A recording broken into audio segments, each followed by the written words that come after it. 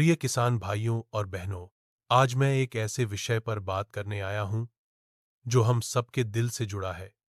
गुजरात राज्य की कृषि व्यवस्था और उसमें सरकार की भूमिका। गुजरात एक कृषि प्रधान राज्य है। यहाँ की लगभग 60% आबादी सीधे सीधे खेती और उससे जुड़े कार्यों पर निर्भर करती है। लेकिन सवाल यह उठता है कि इतने वर्षों से किसानों की मेहनत का सही मूल्य क्यों नहीं मिल रहा? खेती से जुड़ी समस्याएं क्यों बढ़ रही हैं? और क्यों आज किसान मजबूर होकर यह मांग कर रहे हैं कि वर्तमान कृषि मंत्री को इस्तीफा देना चाहिए? एक, कृषि विभाग की विफलताएं। बीज और खाद में भ्रष्टाचार। किसानों को हर साल सही समय पर सही दर पर बीज और खाद मिलना चाहिए, लेकिन वास्तविकता यह है कि कई बार नकली बीज, मिलावटी खाद और ब्लैक मार्केटिंग किसानों को बर्बाद कर देती है। किसान लाखों रुपए लगाता है, मेहनत करता है और अंत में उसकी फसल खराब हो जाती है। यूरिया और खाद की किल्लत। कभी कभी किसान लाइन में खड़े रहते हैं, यूरिया नहीं मिलता। कई बार खाद की बोरी ब्लैक में दोगुनी कीमत पर बेच दी जाती है। क्या यह किसानों के साथ अन्याय नहीं है? सिंचाई की समस्या। आज भी गुजरात के कई हिस्सों में किसानों को पानी के लिए तरसना पड़ता है। नहरें अधूरी पड़ी हैं, कुओं में पानी सूख चुका है और बिजली की कमी के कारण मोटरें नहीं चल पाती। सिंचाई के बिना किसान की फसल अधूरी रह जाती है। कपास, मूंगफली और अन्य फसलों का सही भाव नहीं। कपास का उदाहरण सबके सामने है। सरकार ने विदेश से टैक्स फ्री आयात खोल दिया, जिससे अंतर्राष्ट्रीय सस्ता माल देश में आया और हमारे गुजरात के कपास किसानों को बड़ा घाटा झेलना पड़ा। इसी तरह मूंगफली, गेहूं, ज्वार, बाजरा जैसी फसलों में किसानों को न्यूनतम समर्थन मूल्य भी समय पर नहीं मिलता।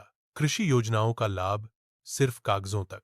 सरकार कहती है कि किसानों को सब्सिडी दी जा रही है, पर सच यह है कि सब्सिडी की प्रक्रिया इतनी पेचीदा है कि छोटा किसान उसका लाभ नहीं उठा पाता। बड़े उद्योगपति, दलाल और बिचौलिए ही योजनाओं का लाभ उठा जाते हैं। 2. क्यों जरूरी है कृषि मंत्री का इस्तीफा? क्योंकि कृषि मंत्री का पहला काम होता है किसानों की रक्षा करना। लेकिन आज किसानों को लगता है कि विभाग और मंत्री दोनों ही उनकी समस्याएं सुनने और हल करने में असफल रहे हैं। जब विभाग में भ्रष्टाचार, लापरवाही और किसान विरोधी नीतियां हों, तो मंत्री को नैतिक जिम्मेदारी लेते हुए इस्तीफा देना चाहिए। नया और ईमानदार मंत्री ही आकर विभाग में सुधार कर सकता है। 3.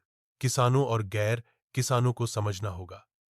यह केवल किसानों की समस्या नहीं है। जब किसान संकट में होता है, तो पूरी अर्थव्यवस्था संकट में होती है। किसान का उत्पादन घटता है, तो बाजार में महंगाई बढ़ती है। गांव कमजोर होता है, तो शहर भी प्रभावित होते हैं। अगर किसान कर्ज और आत्महत्या के बोझ में दबा रहेगा, तो समाज की आत्मा मर जाएगी। इसलिए यह लड़ाई केवल किसानों की नहीं, बल्कि हर नागरिक की है। 4. हमारी मांग। हम गुजरात के हर किसान की ओर से एक ही मांग रखते हैं। वर्तमान कृषि मंत्री तुरंत इस्तीफा दें और उनकी जगह एक नया, ईमानदार और किसान हितैषी मंत्री नियुक्त किया जाए। 5. किसानों से अपील। मेरे किसान भाइयों और बहनों, आज सोशल मीडिया की ताकत बहुत बड़ी है। अगर हम सब मिलकर अपनी आवाज उठाएंगे, तो सरकार को झुकना ही पड़ेगा।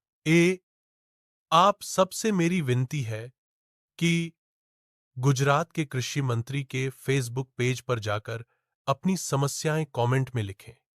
लिखें कि आपको खाद क्यों नहीं मिला, कि ईएएप्स में और बाई एंड आपको सही भाव क्यों नहीं मिला, सिंचाई की दिक्कतें क्या हैं, बीमा और सब्सिडी का पैसा क्यों अटका है। अगर हजारों किसान मिलकर अपनी सच्चाई सीधे मंत्री के पेज पर लिख देंगे, तो झूठी वाह वाह और दिखावटी प्रचार बंद हो जाएगा। मंत्री को मजबूरन असली हालात स्वीकार करने पड़ेंगे।